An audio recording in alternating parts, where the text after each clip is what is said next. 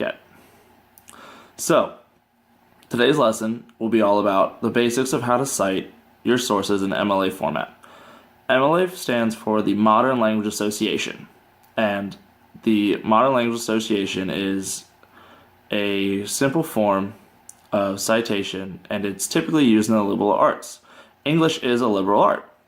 So, it's very easy form citation that doesn't change a lot depending on whether you're using a book, whether you're using a website, a magazine article. Not much changes. It all depends on how long your citation is going to be at the end. So, now that you've started your research projects and Ms. Reynolds has gone over the importance of what plagiarism is and not plagiarizing with you, that it's time you guys learn how to cite your sources so you can avoid plagiarism altogether. There are 9 things that you will need from a piece of literature for MLA citation. They're not always all going to be there, and that's okay. A lot of times you're not going to, out of the 9 things, you'll have 6 or 5, and that's fine. You just need to have as many pieces of information as are available to you. So if you have all 9, you need to go ahead and put all 9. But if you only have 5, that's fine. You only have 5, and that's what you need. So the first few pieces of information are the easiest to get. Most of the time, they're on the front or top of the literature you're reading, depending on whether it's a book, magazine, or website. So the first piece of information you're going to need is the author. And as I said, and we're going to use Harry Potter and the Goblet of Fire as an example for this. So as I said, the author of Harry Potter and the Goblet of Fire is, right at the top, and I apologize if this is backwards, is J.K. Rowling. So, the second piece of information you're going to need for your citation is the title of the book.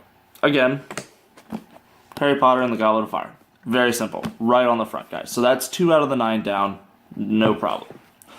The third piece of information is what is called the title of the container. So a container is like, it's a book or an article or an encyclopedia or something like that that has multiple books or stories or articles within them. So things like your textbooks are containers. So when we read Anne Frank, if you guys are going to cite Anne Frank from our textbook, you're going to need to, 1, obviously know the title of Anne Frank, and then you're going to need to have the title of our textbook. So that's an extra piece of information right there.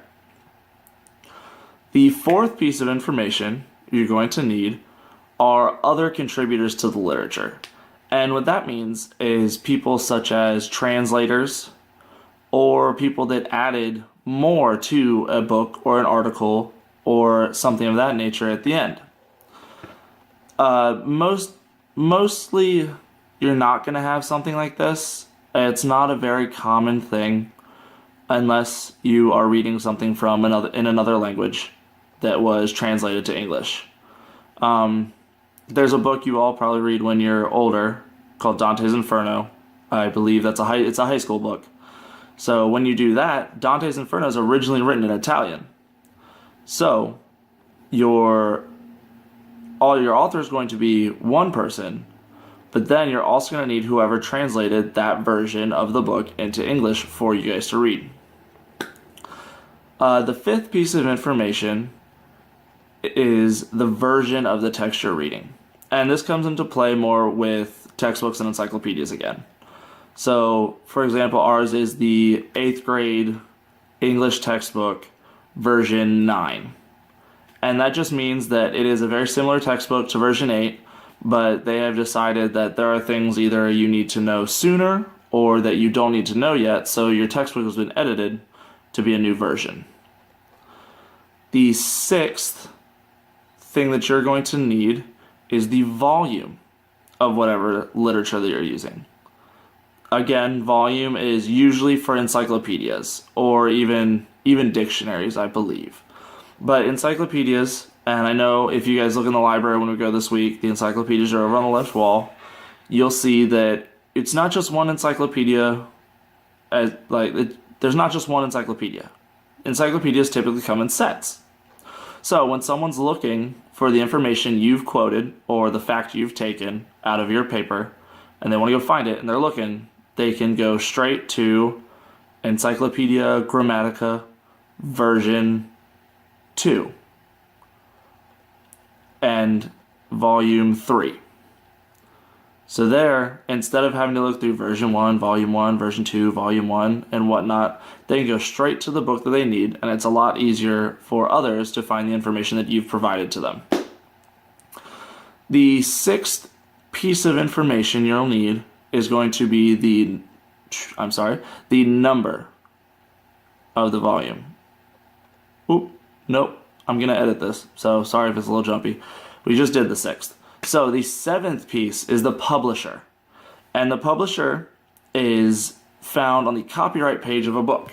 So going back to Harry Potter, and this is most books, if you flip open, and sometimes it's the very first page you open to, sometimes you have to go a couple pages in. So this book, you got to go like 3 pages in, and you're going to come to this page. So this page is what's called your copyright page. The copyright page is going to have your publisher, it's going to have your publication date, it's going to have a lot of information about the book. So your publisher, and I apologize, you can't see it very well from here. We'll go over this in class, so don't worry about that, guys.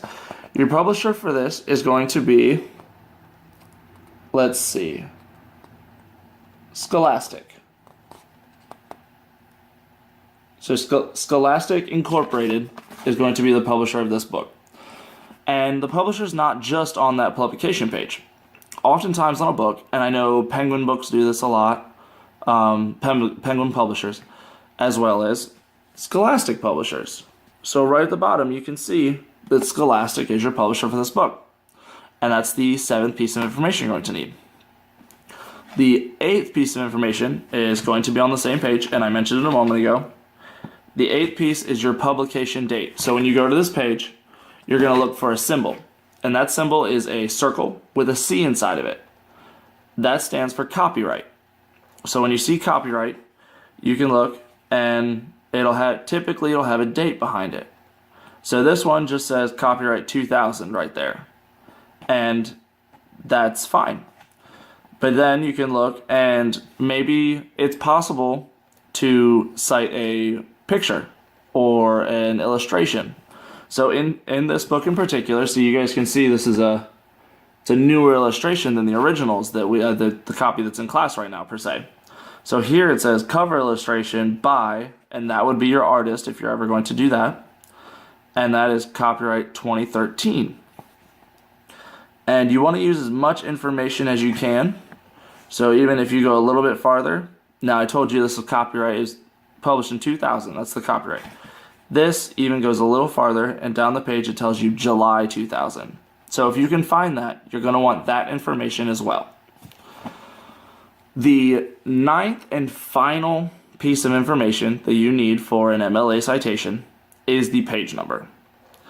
Now, the page number doesn't seem that important, but it is something you need. Again, it's one of those things that helps the reader, that if they want to fact check you, for instance, they can open, if you did Harry Potter, they can open Harry Potter to page, let's see, page 153, and here perhaps you quoted that the Weasley said you wouldn't be thinking of restarting Weasley's Wizarding Weasleys by any chance.